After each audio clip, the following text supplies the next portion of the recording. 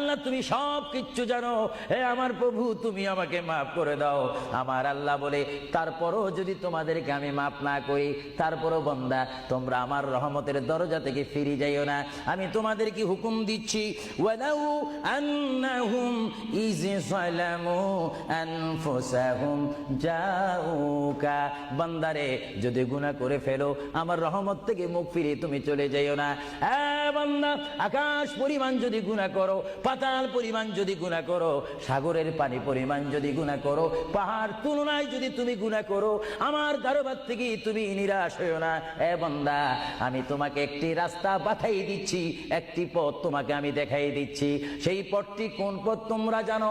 ওয়ালাউ আন্নাহুম ইয যালামু আনফুসাহুম জাউকা, বান্দারে যখন তোমরা বরবাদ হয়ে যাবে তখন তোমাদেরকে একটা পথ আমি তোমাদেরকে দেখাই দিলাম। সেই পথটির নাম হচ্ছে আমার রাসূলের মদিনা। জোরে বলেন সুবহান।